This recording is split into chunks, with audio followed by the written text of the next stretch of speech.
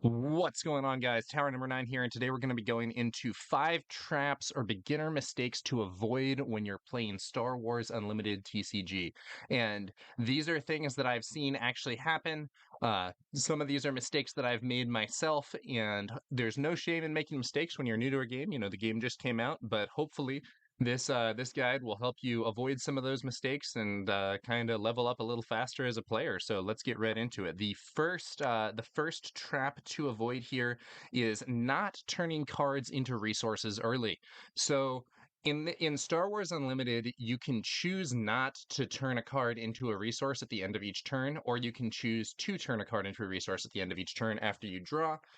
In general, you should more or less always turn cards into resources early on in the game. At the very least, you should be turning cards into resources until you can deploy your leader. And not resourcing before you can deploy is, in my opinion, very bad, because when you do deploy your leader, it's a really major power spike in the game. Deploying your leader doesn't cost any resources. You just have to have hit that threshold.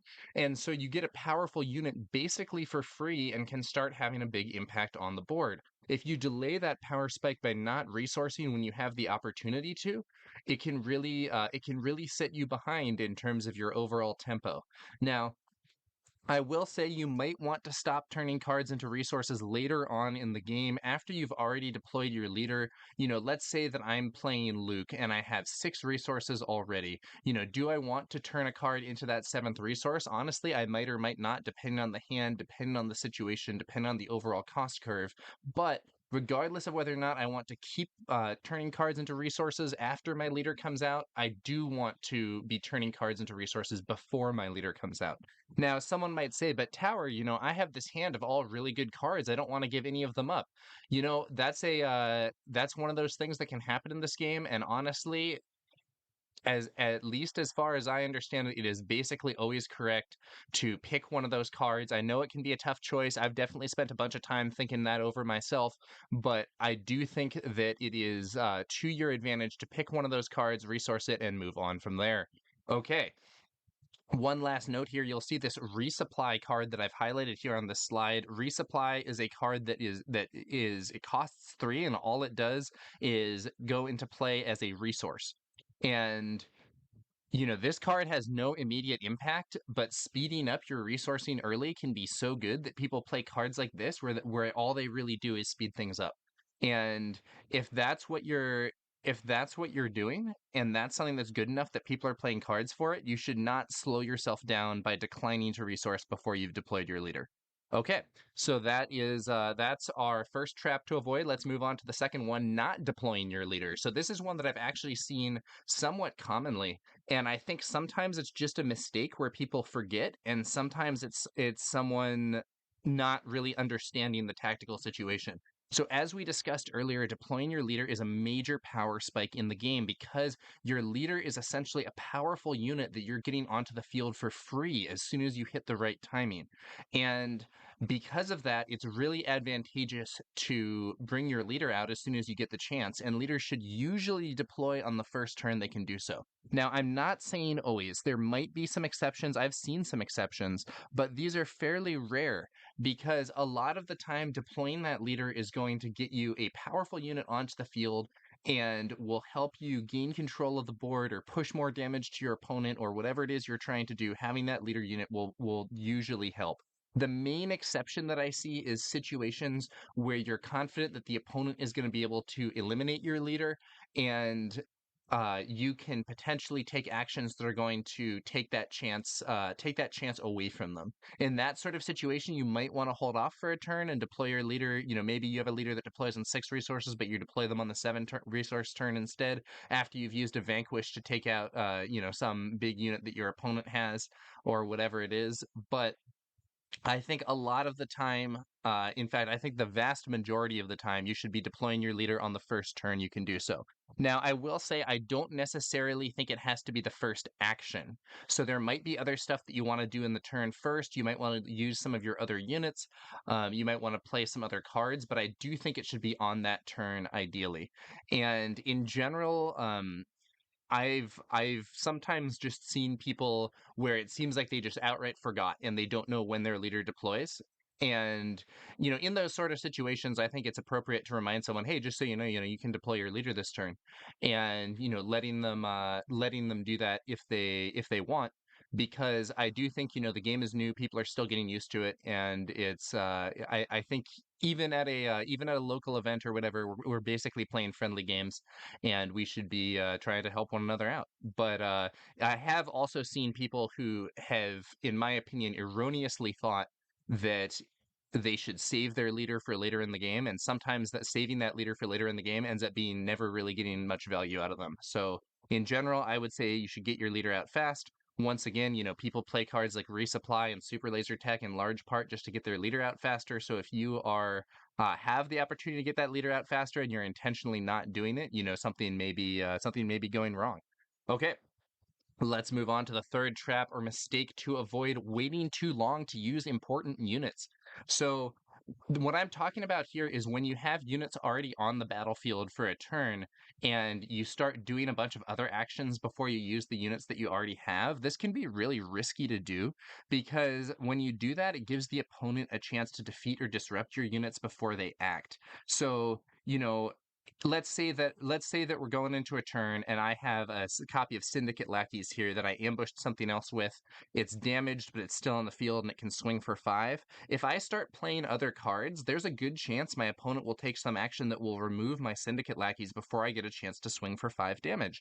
So if instead I decide to swing with the Syndicate Lackeys and do that 5 damage before I play out some of these other cards, that can potentially give me a much better result than if I play the other cards first and wait to use the Syndicate Lackeys late in the turn. This is a really easy mistake to make. I've made this mistake several times, but generally speaking, if you have important units, you should try to use them earlier in the turn rather than waiting with them for later. Now, there are, potentially some exceptions. Maybe you have this unit and you're intentionally not swinging with it to intimidate your opponent in terms of them deploying their leader, because you're going to be able to hit their leader with it. Or you're trying to keep it open to attack whatever unit they might play into the field. That can be fine in the appropriate situation, but you have to realize that this is a risky thing to do, especially against opponents that have a lot of removal or disruption. So on the other side of things, if your opponent is making this error, if they're playing out like other cards that aren't that important before using their big units, take advantage of it. Play your own removal or disruption, or even just use unit combat to stop those units before they can attack. If you take out a readied enemy unit, that is significantly more valuable than taking out an exhausted enemy unit, because in defeating a readied enemy unit, you've deprived your opponent of an opportunity to use their piece. Now, I do think some people, maybe some players are coming from Lorcana, where I believe in Lorcana you can only attack units that are exhausted. That is not the case in Star Wars Unlimited. You can attack readied units, and it is, in my opinion, very strong to do so. It's often something you should be looking for, because you are going to potentially remove the opportunity to use that unit from your opponent. And ambush can be an especially useful tool here, because the opponent might have a readied unit and you don't have anything in that arena. They think, oh, this unit is safe. I'm gonna play some stuff in the space arena instead, and then I can attack with this whenever I want. Even if my opponent plays a unit, it isn't going to be able to interact with me immediately. And ambush can really mess with that by allowing you to attack with a unit in the same action that you play it. Good opportunity sometimes to pick off an opponent. So yeah, that is the third mistake here, and to avoid it, you should try to use valuable units early in the turn before playing other cards when possible. All right, fourth trap to avoid: taking unimportant actions instead of taking the initiative. So sometimes you could take the initiative, but you haven't used all your cards yet. Like, let's say that we have this regional governor here, and she is ready, and she doesn't really have any trades or important attacks to make, but she's ready and she could swing into the opponent's base for 1. And honestly, taking initiative might be better than doing that. Like, would you rather hit the enemy base for 1 or go first next turn? A lot of the time, going first next turn is going to be worth more than that 1 damage attack. And this becomes increasingly important if the game is close to over. If your base is close to being defeated or your opponent's base is close to being defeated, having the initiative starts mattering a lot more, because it can potentially allow you to do lethal damage before your opponent gets a chance to respond. Now, swinging with a unit for 1 damage is value. Like, it's not useless to do that, but sometimes the initiative is worth more. And If the opponent takes the initiative first, yeah, feel free. There's no downside to swinging for 1 damage at that point. But if the initiative has yet to be taken, I think you should I think you should seriously consider whether you would rather hit that enemy base for 1 or go first next turn. And if the situation is close enough to the end, sometimes it can even be better to take the initiative rather than swinging with like actually powerful units. I had a game at one of the draft events I attended where I think I took the initiative early, like 3 or 4 turns in a row, not spending all my resources because I was close to being defeated. And each time that I took the initiative early, it allowed me to counter an opposing unit before it had the chance to attack my base. And I think my opponent was actually maybe getting like a bit confused or frustrated by what I was doing, but it was really effective because he would play out 1 unit and then I would take the initiative, do something to counter it, and move on. And my restore and so on eventually replenished me, stabilized me, and I was able to get the win because I was taking the initiative early. Whereas if I had spent all my resources, it would have allowed my opponent to hit my base and quite possibly allowed him to win the game. Okay, next up, last but not least, putting bad out of aspect cards in your deck. This is a big trap, and I think players should strive to avoid it. So anytime you play something that's out of aspect, it's inherently inefficient because you're going to have to pay 2 more resources for a card, maybe even 4 more resources for a card if it has 2 aspect icons you don't have. This is very bad for your efficiency because there are, like if you're going to play almost any early game card and you're going to pay 2 more for it, it becomes a really questionable decision because that's going to be a very inefficient play compared to what your opponent might be doing. In general, I think you should try not to play any out of aspect cards, especially in constructed decks. There are some cases where they can be worthwhile, but not often, and you should be pretty confident that that card is going to play an important role in your deck. And even if you are playing some out of aspect cards, they should be pretty rare. I've seen some decks where I was like, that deck has like 2 or 3 out of aspect cards, and I think it's reasonable for them to do that. I've made some decks like that myself. And that card has an especially important role, or it does something that other cards don't do, or it opens up an important capability. This can especially be true if that card is something that can close out the game. So, for instance, I've seen a Cunning Sabine deck running Rebel Assault out of aspect. And Rebel Assault isn't that efficient if you have to pay 3 for it, but it does offer a capability that can actually win the game and that your opponents might not be expecting. And if something does win the game, it doesn't matter so much that it costs you extra resources. So similarly, I used to play out of aspect Surprise Strike in Double Red Sabine because again, it was a card, if I had to pay 4 for it, but it won the game, I considered it to be worth it. Now, to be fair, nowadays, I'm not sure that that would be a good play. I think it would make more sense maybe to play Heroic Sacrifice or something like that instead of the Surprise Strike. But that's an example of the sort of thing that I thought might be reasonable. However, in the vast majority of cases, you should not be playing out of aspect because it's not worth the inefficiency. Now, in limited formats, if you're playing draft and sealed, this is less true. You might actually have to play out of aspect or have out of aspect look really good because of issues in your in your card pool. You might just not have enough good in aspect cards. You might have to include a few out of aspect cards, but you should acknowledge that like doing this is negative and strive to avoid it if possible. Um, and one area where I think that in limited it can be less bad is if you have like a very powerful bomb type card out of aspect. That can be a more reasonable thing to put in because you're already going to be paying a lot for it, especially if your deck was already going to resource up towards that point anyway. So as an example of that, I had a draft recently where I had an out of aspect home 1 I think it was a blue Jin deck, I believe. And my out of aspect home 1 was another like end game closer sort of bomb card that I could use to try to close things out. It was in a deck that had a lot of healing. It was in a deck that had Redemption Medical Frigate, so it already wanted to resource quite high. So having another like top end, like very powerful ship, I thought was worth it to do in that build. But it's very unlikely to be worth it to have an out of aspect like cheap card because at that point efficiency is very important. So like if you're playing, Battlefield Marine is a great card, but Battlefield Marine for 4 is really bad.